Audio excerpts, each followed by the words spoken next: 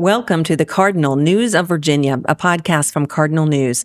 We're a nonprofit independent newsroom serving Southwest and Southside Virginia at cardinalnews.org. I'm Dutchie Jessee. The Cardinal podcast is sponsored by Garland Properties, leasing apartments and commercial spaces in Roanoke, Martinsville, and Pulaski, Virginia. Garland Properties, building healthy communities. Today, we're going to be talking about some new population projections that have come out from the Weldon Cooper Center. And to talk about that is our expert demographics writer, columnist, and, chief analyst. My words aren't coming out right. Just make something up. I think everyone, it's Dwayne Yancey, everyone. Welcome, Dwayne. Good to be here. Yeah. So the projections came out in August, right? These Sure. most recent ones. I got them in August. Okay, I gotcha. And that's the Weldon Cooper Center for Public Service at the University of Virginia. They are the state's official census entity that interacts with the Census Bureau. Yeah. So, and you have written about the key takeaways, the findings, and one thing you like to do that is very reader-friendly, user-friendly is create lists. So like major takeaways, top 10 things to know, blah, blah, stuff like that. So you did create kind of the top 10 takeaways from this recent set of data from the Weldon Cooper Center. As a reminder to anyone who isn't familiar with Cardinal, we are a nonprofit newsroom that covers Southwest and Southside Virginia. So the things that we look at are, to particularly say how this impacts our coverage region as well as the state in general. So with that in mind, Dwayne, let's go ahead and look at those 10 takeaways from this report as you see it. Your first item that you listed is just that population growth in the Roanoke Valley and New River Valley will be slowed by more than half. Let's get into it. Okay. By what period of time are we talking? Sure. Sort of sketch the lay of the land here. These population projections are for 2030, 2040, and 2050. Mm-hmm. So they're looking, a quarter century out. Okay. They actually include the numbers for, we're a quarter of the way through the century now. So they've got the figures from 2000 to now, and then the projections from now out for the next 25 years. This may get into some of the other points, but to sort of put things in context, the state's population is expected to continue to grow, but at a slower rate. Mm-hmm. So everything slows down, except for a few flukish places here or there. So back to the Roanoke Valley and the New River Valley, their population growth, which has been fairly low compared to the rest of Virginia, is expected to slow down even more. The reasons for this overall slowdown, there are several factors. We have declining birth rates, so fewer people being born. This takes into account lower immigration rates, which have helped fuel a lot of population growth in Virginia and the country. We also have an aging population overall, and declining birth rates have helped skew the population older. And I hate to sound morbid, but, a lot of demography is sort of morbid. Mm-hmm. And old people tend to die. So a lot of the figures we're going to talk about, come about because, we have an aging population that, in the words of the great political analyst William Shakespeare, will shuffle off the mortal coil. And so here we are. And so that's why those population figures for the Roanoke Valley, New River Valley are expected to slow down, and that is sort of the context that they're in. It's the three basics. It's the birth rates, death rates, and migration, Yes. Population moving around. Our second takeaway. is similar. Population growth in the Lynchburg metro will slow by almost half. If you're not familiar with Western Virginia, Lynchburg is in more of the almost central Virginia, Piedmont region. That's also going to slow by almost half. Yes. Same reason. Same factors. Okay. All right. But That's we easy. can just check that off and move right on. Yeah. Okay, but the Lynchburg metro will add more people than the Roanoke Valley and New River Valley combined. Is this birth rates or migration or what? It's several things. Okay. Lynchburg, the city of Lynchburg, Okay. which is a big part, but not the whole part of the Lynchburg metro, is one of the youngest cities in Virginia by median age. Yeah. That's a function of having a lot of colleges there. Mm-hmm. But its median age is in the neighborhood of that of Charlottesville, Williamsburg, places that, we immediately think of as college towns. Right. So it's not that the birth rate will be appreciably different there, but there's simply more people Of a lower age. of a lower age, Yeah, who like are currently, having kids. The Roanoke Valley, New River Valley also are constrained geographically by mountains. It's hard to tell how much of that plays a role, but you have to think that it does. So what these projections are calling for is, all these places are going to slow down, but the Roanoke Valley, New River Valley will slow down enough that suddenly even a slowing Lynchburg will be growing at a much faster rate. When you say lower median age, just to provide the context, the older I get, the more I realize people's definition of young and old. Oh yes. Oh yes. Oh yes. So when you are talking about those regions, Lynchburg, Charlottesville, you mentioned Williamsburg, 18 to 45 bracket, what is that? The median ages in places like Lynchburg, Charlottesville, Williamsburg, Lexington. Lexington actually has the youngest median age in the state. Okay. It's got 2 colleges and a very small place. Yeah. We're talking low 20s. Oh, so young. Yes. So young. To us, that is young. young. Lynchburg is a little higher, but still in the 20s. On the upper end, you get to Highland County, which is like in the high 50s. Okay. All right. This is interesting. I happen to be a lifelong Roanoke area person. So this takeaway says Roanoke will eventually move past 100,000, just not right away. So Roanoke metro area? That is Roanoke City. Okay. Well, that's good context if you're hyperlocal. Yes. Roanoke City has been over 100,000 in the past. It fell under. The last census, it moved back over 100,000 by 11.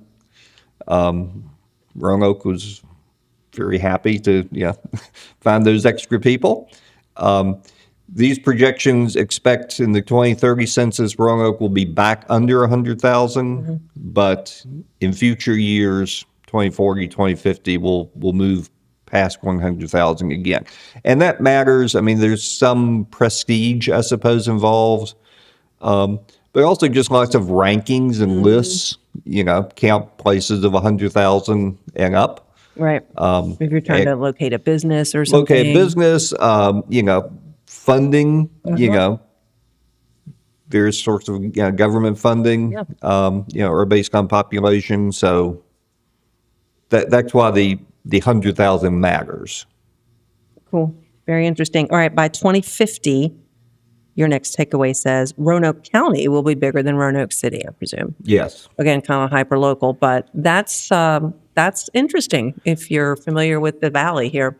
Yes. I guess all of its history, Roanoke City, as long as there was a Roanoke City, was the most populous locality in the larger Roanoke Valley. Right.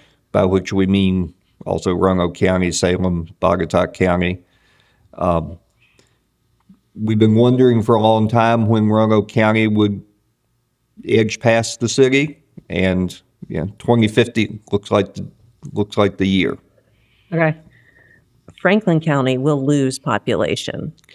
And that is a big deal because in the 70s and 80s and even into the 90s, Franklin County was one of the fastest growing counties in the state. Now, that was on a percentage basis, and percentages, yeah, if you start with a small number, you can get a big percentage. Sure. But that growth was fueled largely by Smith Mountain Lake. That filled up in the 60s, and then Franklin County started filling up in the 70s, 80s, and 90s. What we have here, again, not to be morbid, but a lot of the people living around the lake are older, and mortality takes its toll there. Well, and it's located, it's on the way. Is Roanoke the largest city west of Richmond? Yes. Still in Virginia? That's what just checking. But it's this on the way south from Roanoke. Like it's the 220 corridor. You're heading down, if you're heading down to Martinsville, and then maybe you're going to the border or crossing into North Carolina. So for context, for anyone listening, again, who's not familiar with the area. And then we have a takeaway you've pointed out, Dwayne, that says Loudoun County, up in Northern Virginia, will add more people in the next 25 years than it has in the previous 25 years. Why do we care about that? We care about that for several reasons. You can pick where you want to start from. One is political power. Legislative lines are based on population. So as Northern Virginia adds more people and Southwest Virginia doesn't, and in many cases loses people. We just talked about Franklin County there. What we're going to see over the coming years, are legislative seats moving out of Southwest and Southside Virginia into Northern Virginia. That's why that matters. Cardinal News was founded, I'm just pausing, to in 2021 specifically to give voice and represent, news and information about and for the parts of the state that are less populated over here in the western half, basically western and bottom. And we often in Virginia think of Northern Virginia being this almost, it's separate. It's a, much more densely populated. We've talked about data centers and the proliferation there that's been going on for, decades and decades. But so when you talk about Northern Virginia numbers, I know you've pointed out in the past, Wayne, that funding, when the state does well, including, and a lot of that, if that's happening in Northern Virginia, that bodes well for those of us who are in a, less populated areas like, Roanoke and, Damascus, all these less populated areas that we cover down in this part of the state. So that's good context. And there's sort of the intersection there with politics and economics. The politics of Southwest and Southside are obviously different from the politics of Northern Virginia, but the economics are very connected. We talk about Northern Virginia being the state's economic engine. By that, we mean 42% of the state's general fund tax revenues come from Northern Virginia. Meanwhile, most rural school systems get most of their money from the state. Well, when we say they get most of it from the state, 42% of that's coming from Northern Virginia. So the economic health of Northern Virginia is very much tied to the economic health of rural Virginia. Without that Northern Virginia revenue, rural localities would either have to do without or raise their taxes. Both of which are unappealing prospects. Right.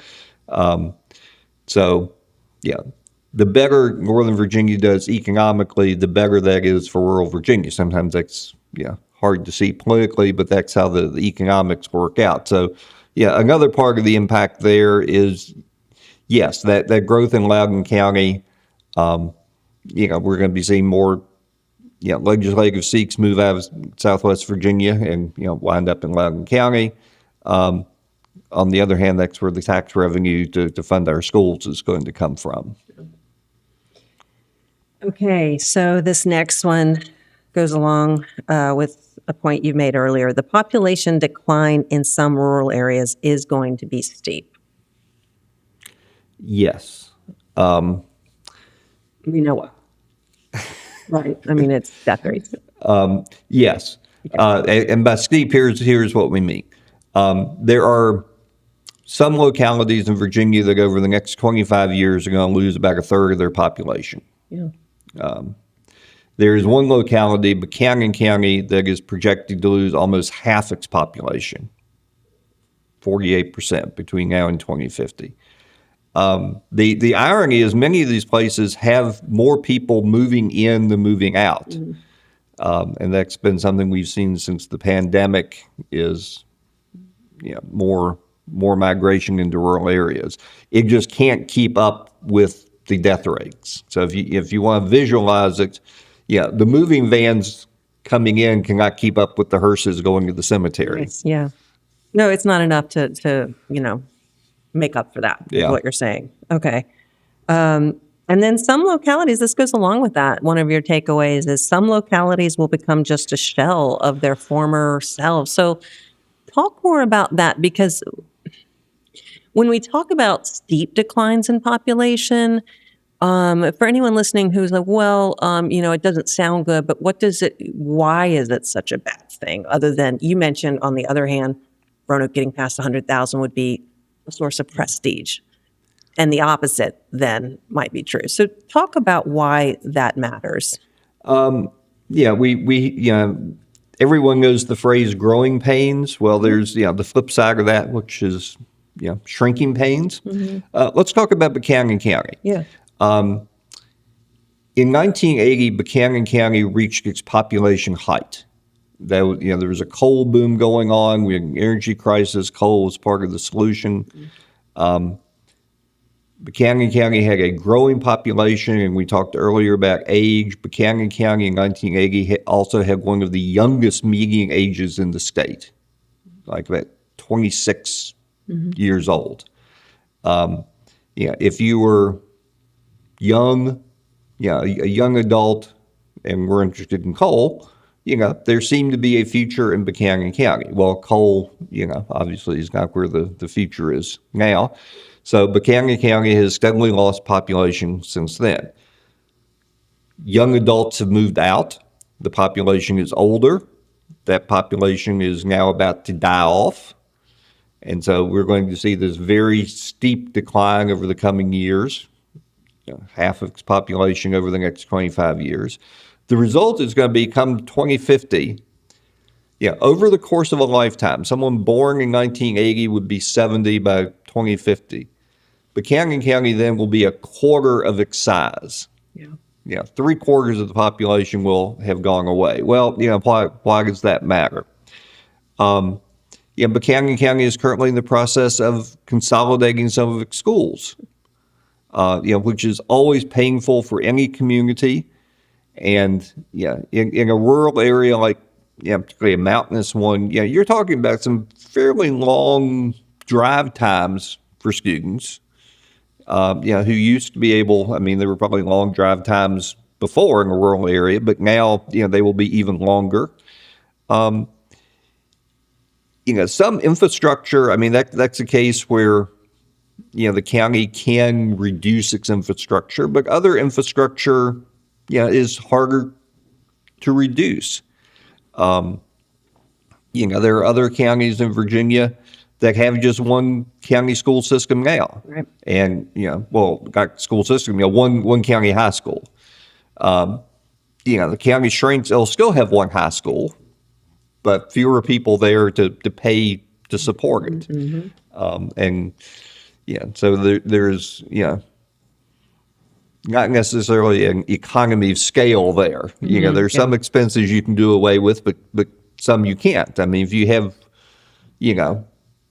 one county, high school, you got to pay the same amount to heat it and cool it, no matter how many students are there. the bus routes are going to be the same length no matter how many kids you're picking up. So, Right, like distance-wise, yeah. yeah. Yep. So, some of those expenses just don't go down, Right, even though the number of people paying for them right. does. Yeah. All right, the final takeaway, some counties that have gained population will soon start losing population.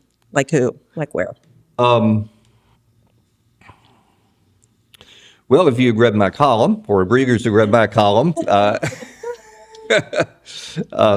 those would be there. I would have to look those up. Yeah. Okay. Thanks a lot, Dwayne. Don't be mad at me. I told you don't ask me anything I didn't know. But you know everything. But basically everything goes down. Yeah. So the places that have been growing quickly will grow more slowly. Mm-hmm. The ones that have been losing population are going to lose even more. And then there's some that have been gaining population slightly and are going to, go the other way. I know how to redeem us from that last one. Was there anything in this that surprised you, Dwayne? Because you look at this stuff ongoing, so you have that context and that, sort of institutional understanding. Not really. Yeah. I mean, the basic trends, won't surprise anyone. Right. Seeing the actual numbers, the 48% in Buchanan County, like, whoa, now we all sort of understand that. No one is going to be surprised by that, but It's a big number. Just seeing the numbers and then playing around with sort of what that means in terms of, how many legislative seats we're going to lose. Again, those trends don't surprise anybody, but seeing the number, is. Yeah. All right. Well, thank you very much. And for anyone who's not aware, I mean, you've written a lot more than just what we just talked about based on this recent set of projections. I encourage you, listener, to go to cardinalnews.org and read it. Everything is free on our site. We also have a great mobile app that is a really nice way to consume your content whenever it works for you too. And we have the audio feature where you can listen to the article play. So, but Dwayne, thank you so much for this coverage and ongoing. And we'll talk to you again real soon, probably on something political. We'll see. But we love hearing from our readers and our listeners to the podcast. So if someone wants to get a hold of you, your email is Dwayne@cardinalnews.org. And he spells it with a W, y'all. Thanks so much for listening to the Cardinal News of Virginia. Thanks to our sponsor, Garland Properties. And I also want to thank Sean Eddy of Eddy Alexander and Zach Shelton and Sherry Quinley of Cardinal News. Read all of our news coverage. It's paywall free at cardinalnews.org. And I'm Dutchie Jessee.